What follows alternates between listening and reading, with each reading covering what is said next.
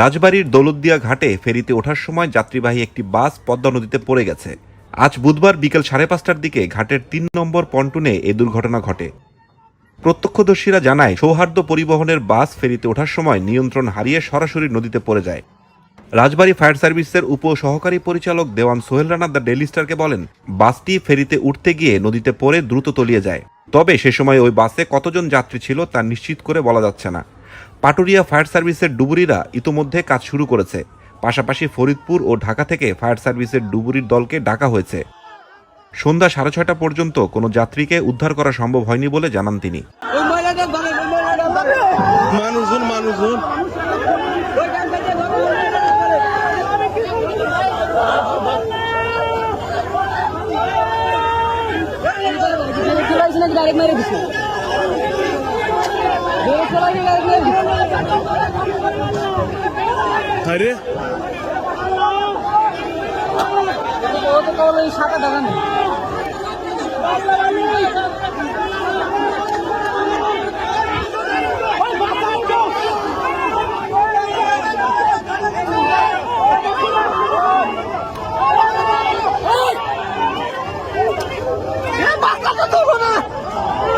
বহু মানুষ আছে তো বাসের ভিতর। ওরা